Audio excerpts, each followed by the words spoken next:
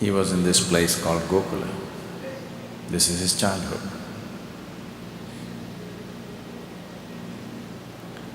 Much has been said about his childhood. Innumerable songs have been written about him. The legend has lived for 3,500 years, as if it's yesterday. Probably in most families, they talk about Krishna's childhood much more than the childhood of their own children or grandchildren, even today. So it is such a celebrated childhood because he just drove people into a frenzy with his simple beauty, his smiles and his flute, and the dance in his step.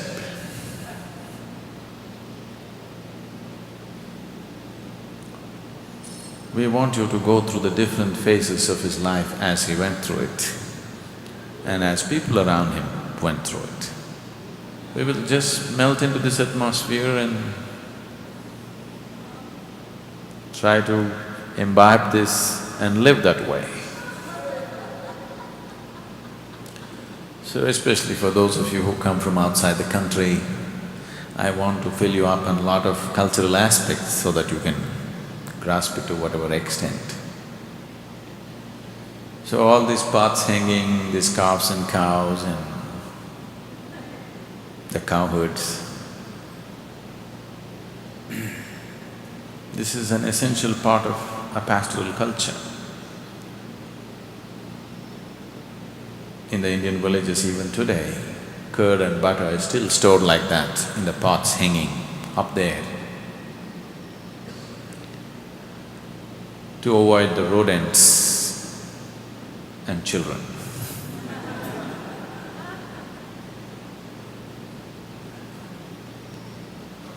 So Krishna very joyfully, very proudly, he says, I stole butter. If I don't steal butter, there would be no zest in the village, no excitement.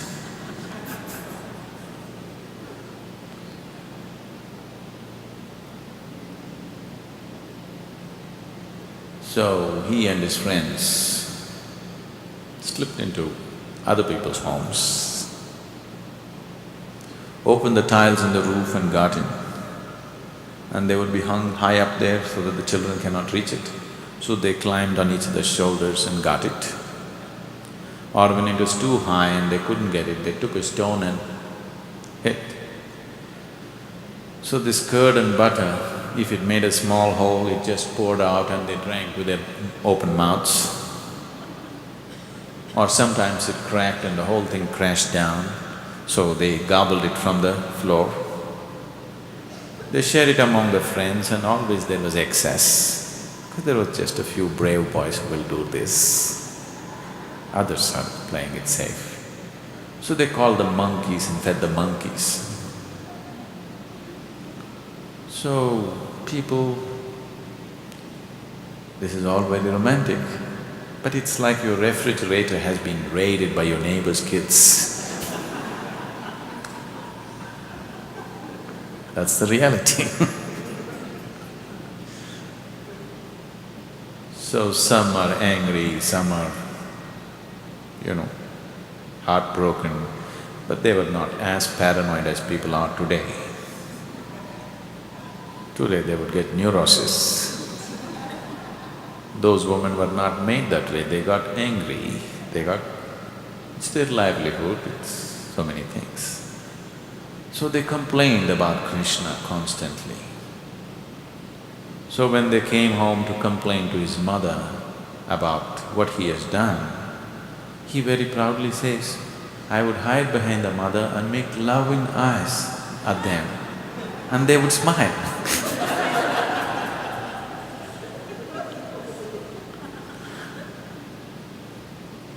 So even if they're angry, these gopi women were wonderful. You just have to make lovely eyes at them and then they will be okay.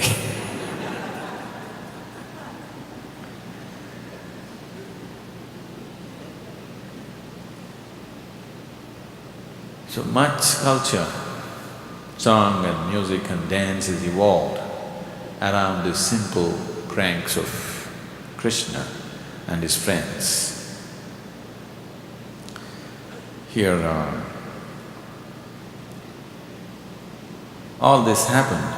One thing is because there are other aspects to his life, but one very basic thing is he was irresistibly beautiful as a man. Even as a child, people were just drawn to his physical self, the way he was. In the northern part of the country, where generally people were fair, he was dark complexioned, bluish black color.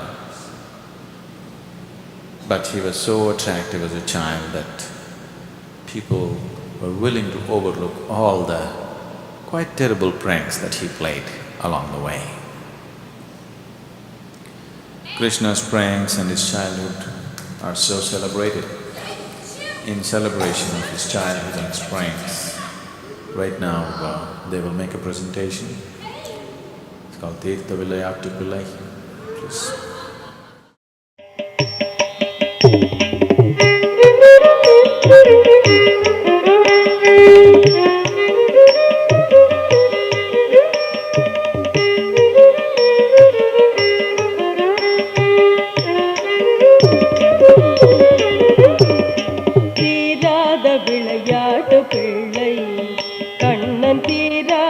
விளையாட்டு பிள்ளை கண்ணன் தீராத விளையாட்டு பிள்ளை கண்ணன் தெருவிலே பெண்களுக்கு ஓயாத தொல்லை தீராத விளையாட்டு பிள்ளை கண்ணன் தெருவிலே பெண்களுக்கு ஓயாத தொல்லை தீராத விளையாட்டு பிள்ளை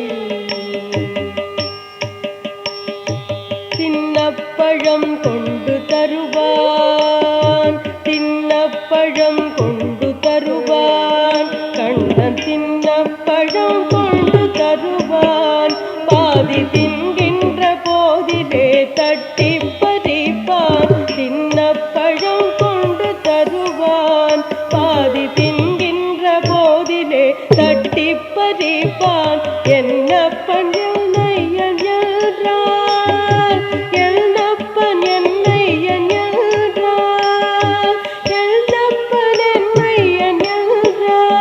அதனை எச்சில் படுத்தி கடித்து கொடுப்பான் தீராத விளையாட்டு பிள்ளை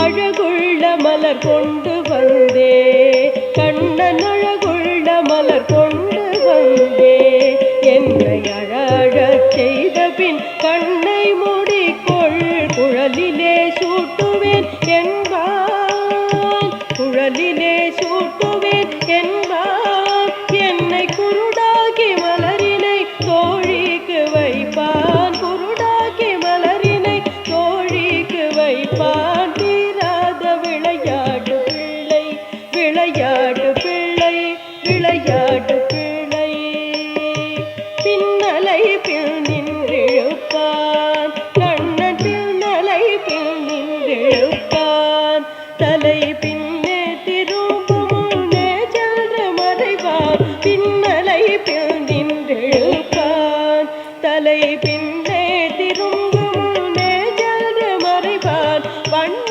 புது சேலை தனிலே கண்ணன் வண்ண புது சேலை தனிலே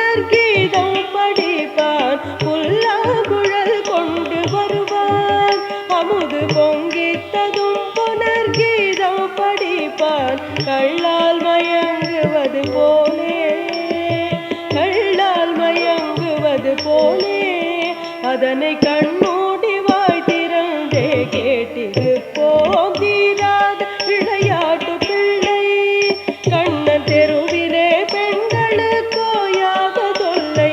தீராத விளையாட்டு பிள்ளை, விளையாட்டு பிள்ளை, விளையாட்டு பிள்ளை.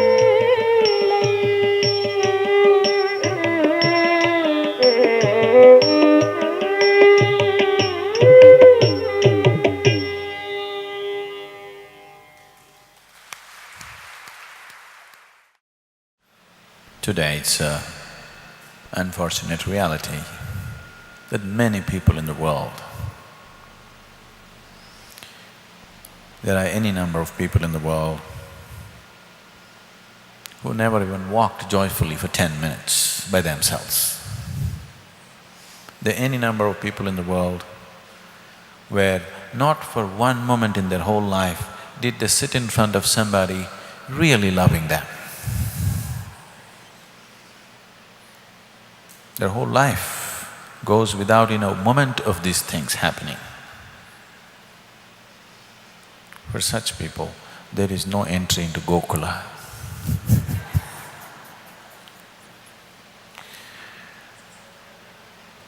Gokula is a place where people romped about joyfully, even doing their work. They sang, they danced, they loved.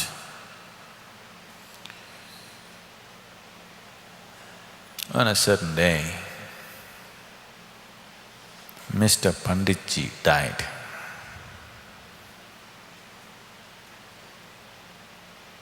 So, funeral, Mrs. Panditji was in mourning and Mr. Panditji's boss's wife came to the funeral and with a great show of condolence, she asked, "What happened to Mr. Panditji? How did he die?"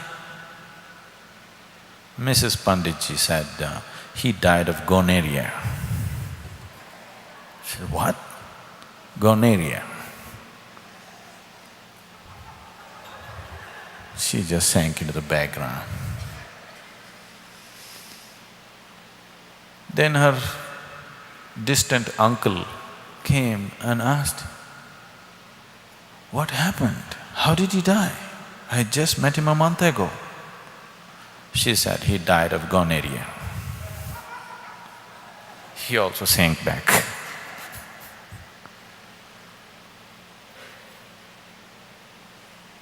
Then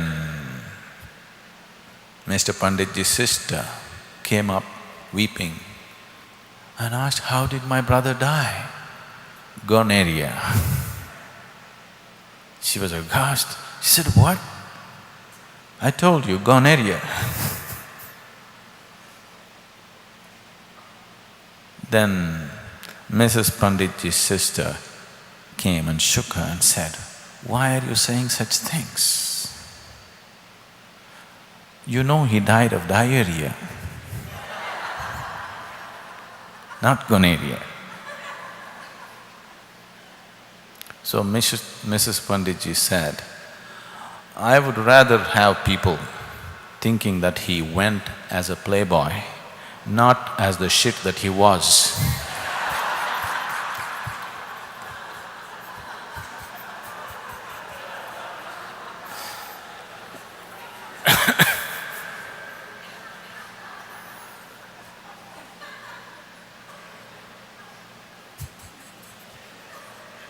So you don't live like that and die like that. Without knowing not moments of joy, that's a crime against humanity. Days and days of, 24 hours being joyful, being loving is not out of reach for a human being. Why Krishna is such a huge factor in the cultural ethos of this country is, this is a man who romped through his life no matter what was happening. His life went through various types of situations, right from his childhood, many extreme situations. Since he was… from the day he was born, people were trying to kill him. We already went through that yesterday.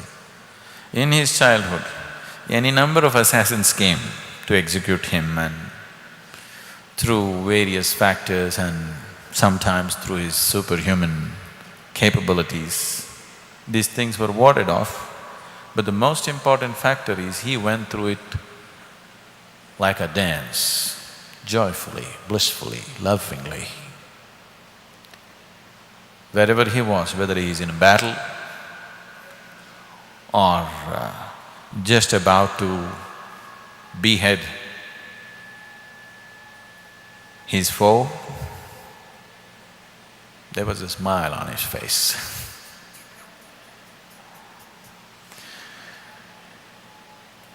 Whether he was in loving atmospheres, joyful atmospheres, terrible atmospheres, when it was necessary, he became stern. But the moment that necessity was over, in all kinds of extreme situations, he smiled and went through it.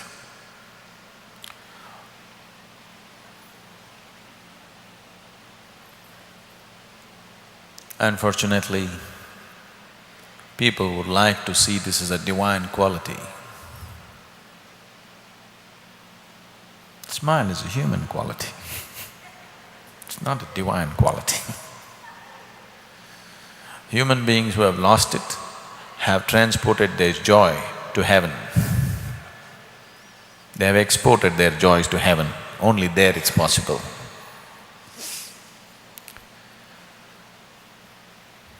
So, as a child, he exhibited various qualities of his own.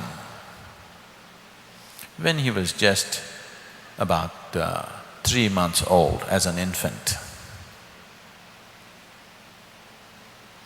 it happens to be one of the Paurnami festivals. That means in these pastoral cultures, full moon day was always a celebration. Every day was a celebration, full moon day was a good excuse. So for the full moon day celebrations, in the afternoon itself people go to the riverside and the families gather and they're cooking, and in the evening after eating, dancing, everything happens. So all the ladies are busy cooking, so children are left here and there with somebody, this very young infant, just 3-month-old, because it's sunny, the mother, Yashoda, left Krishna under a bullock cart, a parked bullock cart for shade. He was sleeping for some time, then he woke up. Still he doesn't have the legs to move around and dance, but he wants to be there.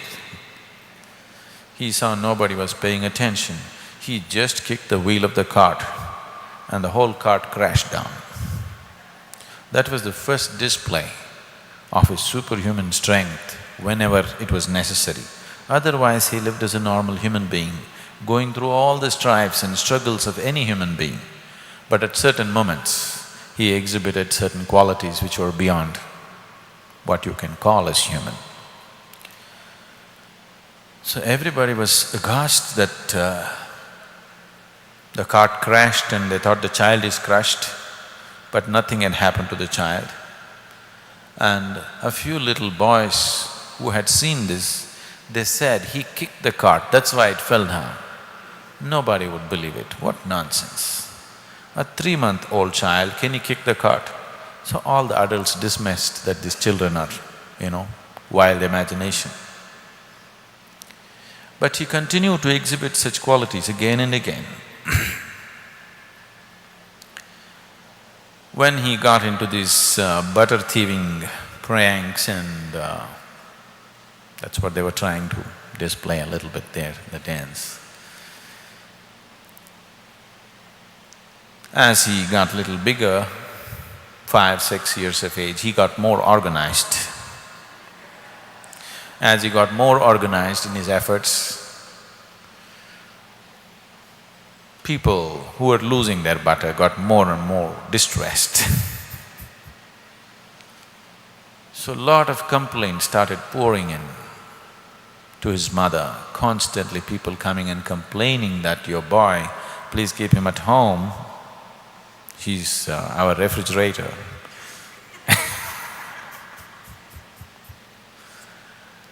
So it became a little too much. So Mother Yashoda scolded him. He had his way with her. If she scolded, he knew how to cry immediately. He put his face down on the floor and just cried and bawled, just waiting for her to attend. He even goes to the extent of saying, I did get angry, but not like other people.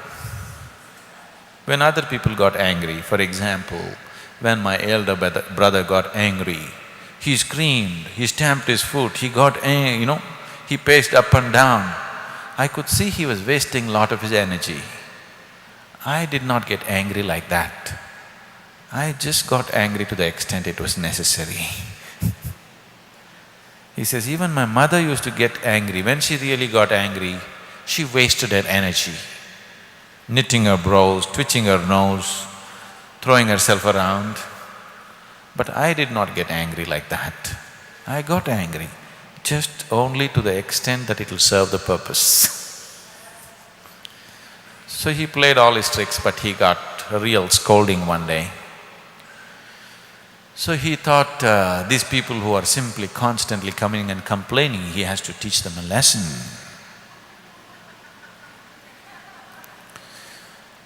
So he was seeing what to do with other gopis who are constantly complaining. There are young ones, old ones, child gopis, all kinds. So he was thinking up a plan, what to do.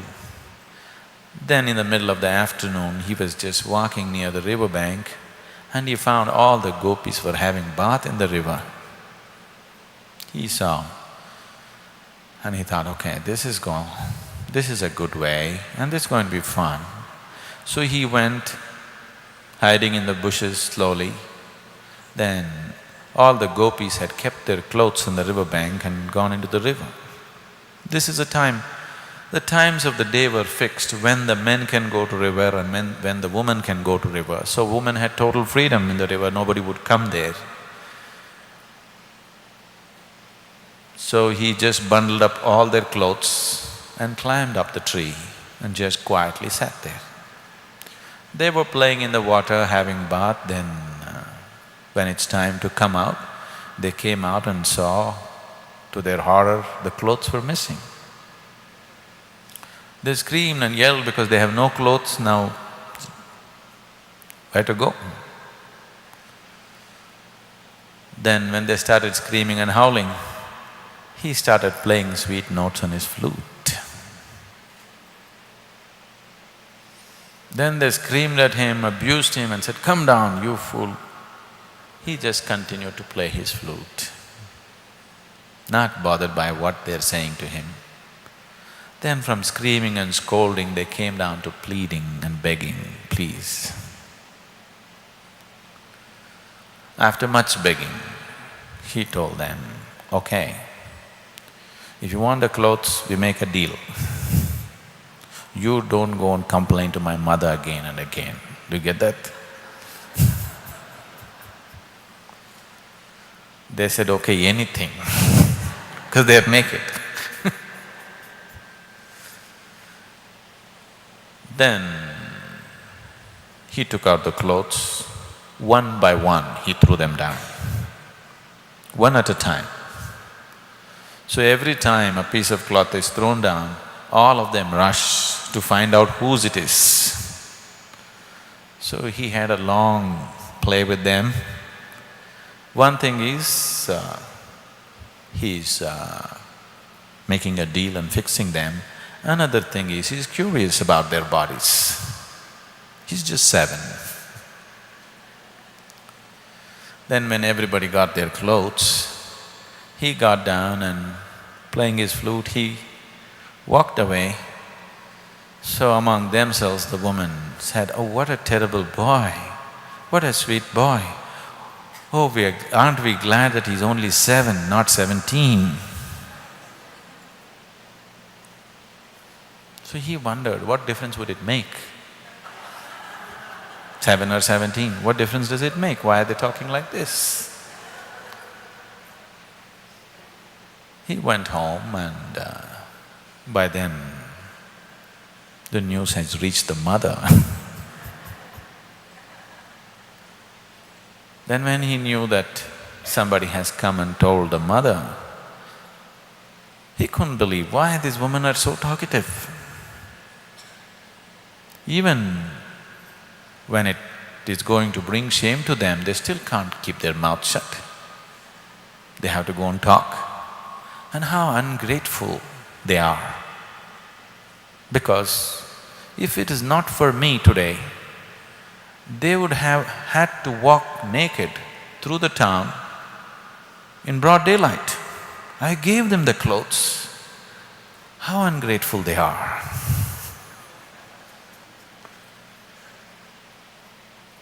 But he was not resentful about it because he thought it's just a temporary phase anyway. He went home and mother was angry. She said, "Enough is enough, you come," and he held him by his ears, dragged him, and she took a cane and gave him a little bit of design on the backside.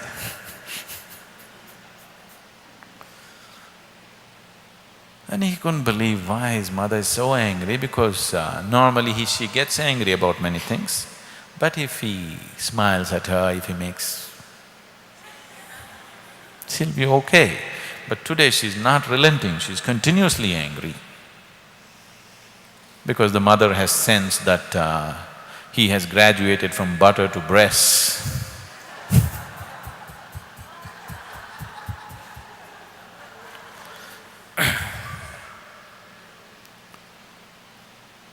Then she was doing her work, churning butter.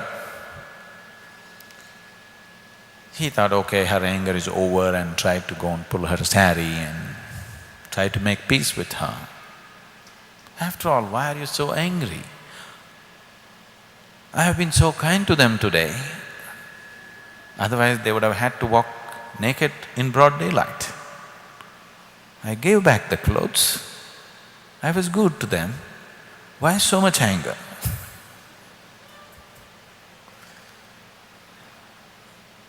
But mother was not willing to relent.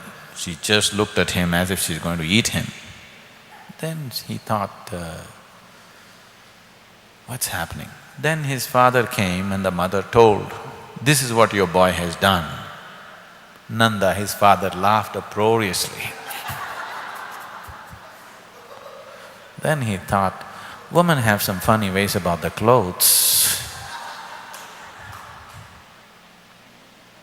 And again he tried to approach her, she just glared at him and growled at him.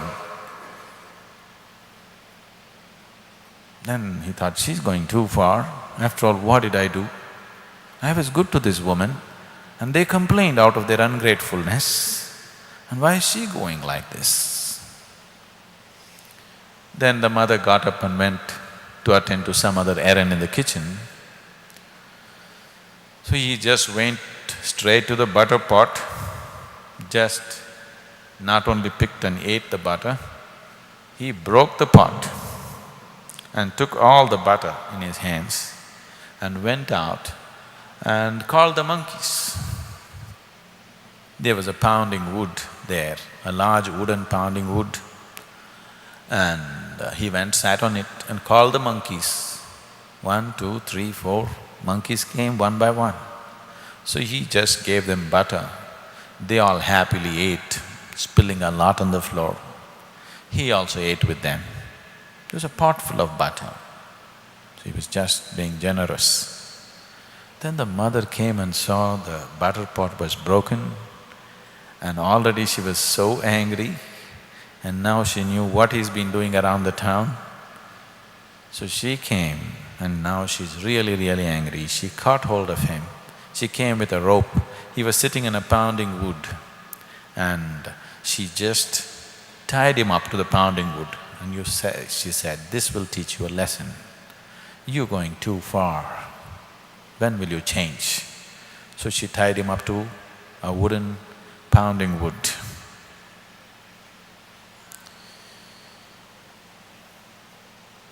So initially he cried and tried to get her attention. She didn't relent. Then he got angry. Then he used all his strength.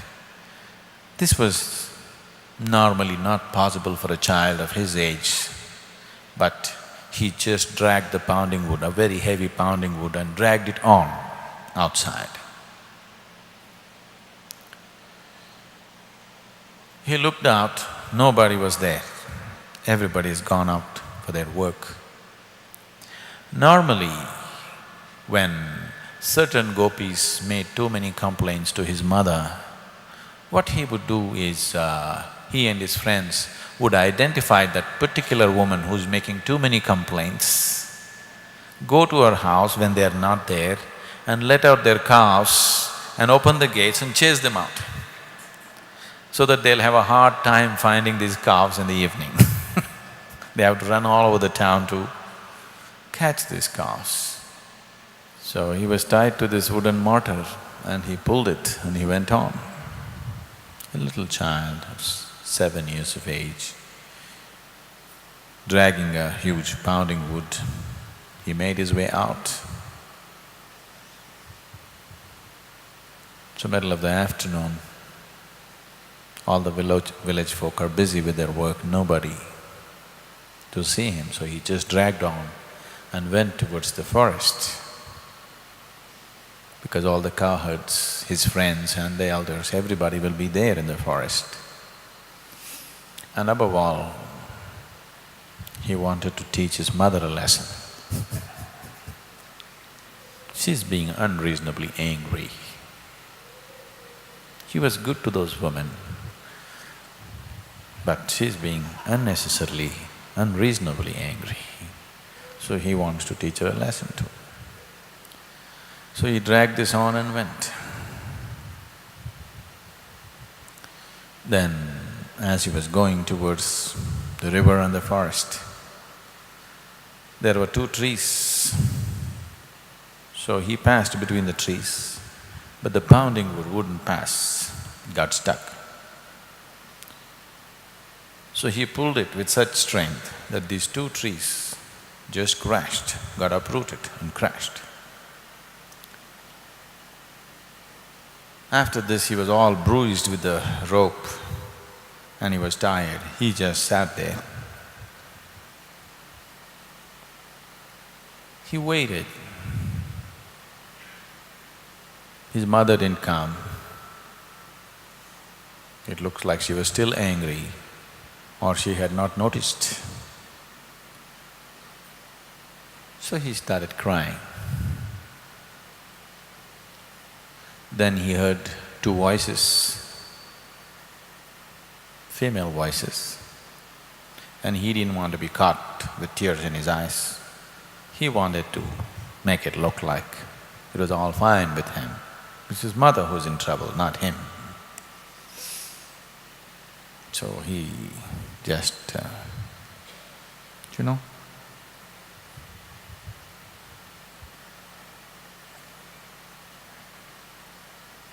how you have a terrible fight inside the house and open the door, "Hello, good morning." "Oh, it's a wonderful day." You know. So he put on his best smile and sat there. One younger girl and a little older girl came and they noticed. Krishna noticed the younger girl was Lalita, who was his playmate. The older girl, about 12 years of age, he did not know who she is. but he was just drawn to her. She came and both of them came and looked, what happened to you? Who tied you up like this? How cruel? Who did this to you? This girl, the 12-year-old girl, was Radha. Radhe, the moment she set her eyes upon Krishna, a 7-year-old boy, from then he never went out of her eyes. He lived in her eyes. From that moment, for her whole life, Krishna just lived in her eyes, whether he was there or not there, whether he was physically there or not there for her, every moment of her life, he just lived in her eyes as far as she was concerned.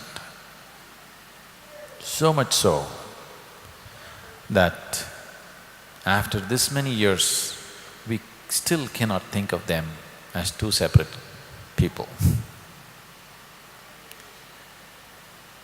We will go into the story later, but this is just a few years of childhood together.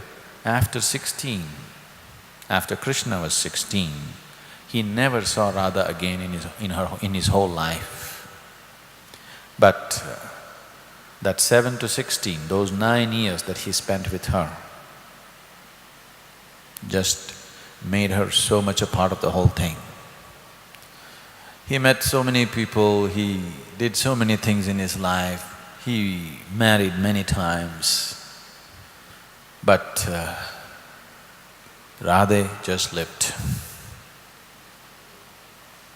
To put it in her own words, she said, I live in him, he lives in me, and that's all.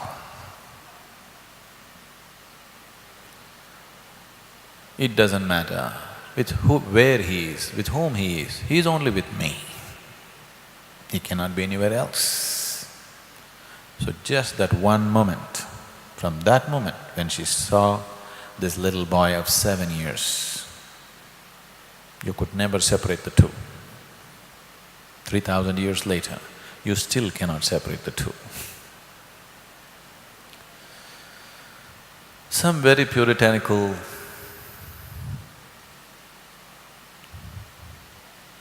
religious people try to separate the two. At certain points in history, they tried to eliminate Radha because Radha is the bad girl of Mahabharata. She doesn't come into any kind of code or social structure. She's the bad girl in the society.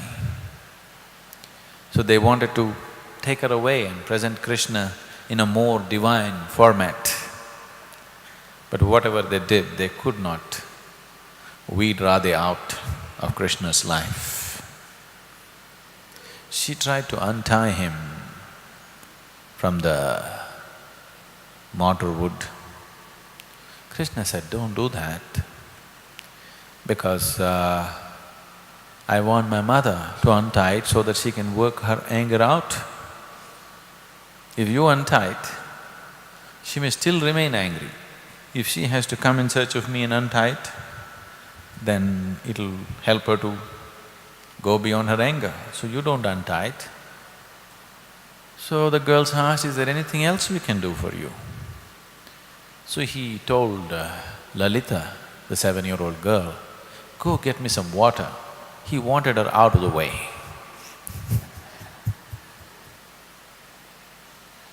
So Radha and Krishna sat together, a 7-year-old boy and a 12-year-old girl. And these two beings in many ways merged into one in that single meeting. Nobody could put them apart after that. Life took them in different directions, to a point where after 16 he never again saw her. But still, they became one. And the day Krishna was very proud of his flute. and his flute was absolutely mesmerizing. He was like a Pied Piper for the adults. If he played on his flute, people, cows and animals, they just gathered. But the day he went away from Radha physically, from that day he never played his flute. The day he physically separated himself from her, from that day he never again played his flute in his whole life. He gave away his flute to her. She started playing it, but he never played it again. When he was a little boy, he proudly says, "I am the best flute player in the village." At the age of 6, he says, "I am the best flute player in the village." He could melt and mesmerize any kind of person. Even animals responded to his flute. But he gave away his flute to Radha at the age of 16, and after that he never again picked up a flute. So this meeting of Radha and Krishna, this childhood meeting, when he is in that kind of a condition where he is tied up to a mortar, was the beginning of a whole new spiritual path itself. Radhapantis and Vishnupantis are all Radha worshippers. They don't worship Krishna. There's a huge, if you can call them cults. Cult is not a negative word in India, for those of you who come from outside. Cult is not a negative word here. So, they are very huge cults with large following. They worship only Radhe.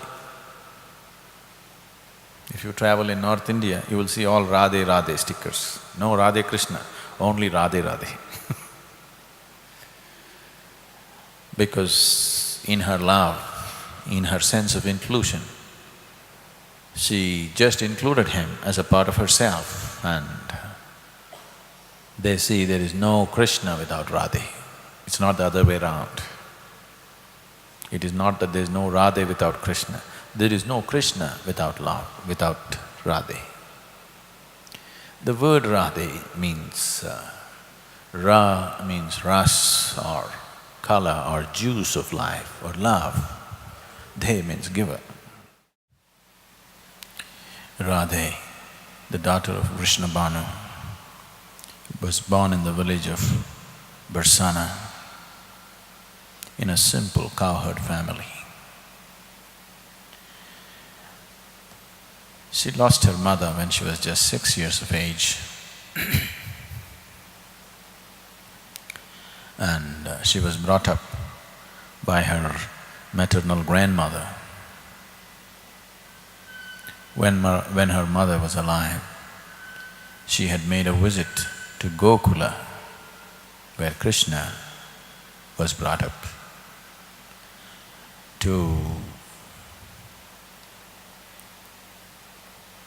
because she had a vow in a temple. This temple was a Shiva temple, a Mahadeva temple, which all the gopas and gopis worshipped. This lady had taken a vow from another village, so she traveled and came, and she promised she will come again. She took a vow that she'll come again, but she died. As a part of fulfilling this vow, that is how, at the age of 12, Radhe, along with her maternal grandmother, came to Gokula, where her eyes fell upon Krishna, and from then on, he lived in her eyes. For a few days, they played, and then it was time for her to leave. Along with her brother, an uncle, and her grandmother, she got into the bullock cart. Krishna ran behind the bullock cart. Being such a lovable boy, and he was running behind the cart, they took him in the cart so that he could also ride till the outskirts of the village. So there he reminiscences many years later. When I sat there, I was just 7 years of age, and Radhe, the 12-year-old girl, was sitting next to me, and the bullock cart, when it threw us around, we willingly let ourselves be thrown around upon each other. We dashed into each other, and it was nice. And then when the outskirts of the village came, they asked the boy to get off. He got down, and this family from Barsana was to migrate to another place called Vrindavan. It is not a living habitation, it is forest on the banks of river Yamuna. The whole of Barsana village, a little village, had decided to migrate to Vrindavan. Krishna was aware of it, so he told her, "I will come to Vrindavan." And from that day, Radhe just lived on, taking the simple statement of Krishna as a promise that my Krishna will come to Vrindavan. She waited for months. And after almost 13 months, because of certain problems in Gokula, especially of the wild beasts which were attacking their cattle and taking away their children, because of this, the Gokula also decided to migrate to Vrindavan. Vrindavan was a new place, virgin forest next to the river, beautiful, abundant place. There was abundant grasslands, so they decided to migrate. The whole reasonably big-sized village, men, women, children, all the livestock that they had, the bullock carts and their things, all the little possessions that they have, they packed up everything and moved on to Vrindavan. So a group of young and enthusiastic boys leading the caravan to Vrindavan. Krishna was the leader of this group, and walking, Radhe heard that Gokul is coming to Vrindavan. So she took it as he's fulfilling his promise to me. He said he will come, and he's coming.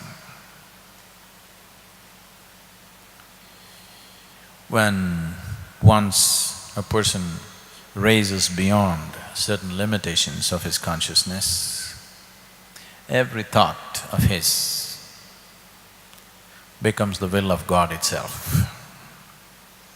The very destiny and course of the world could be decided just by his will, simply by a thought. So whole Gokula went to Vrindavan, and there a whole new life started. So from childhood, he is moving on. From a little boy, he is becoming a little big boy.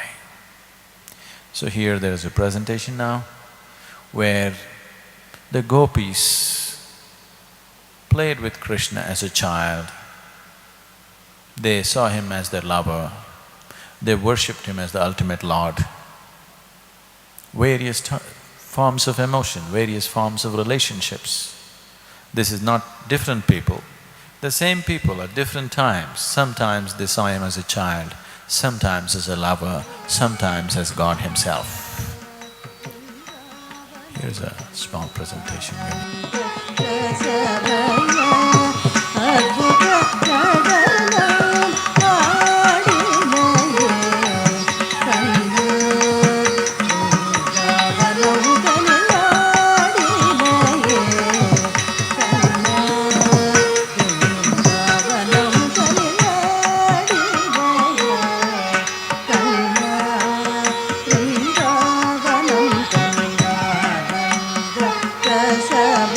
Gopiyar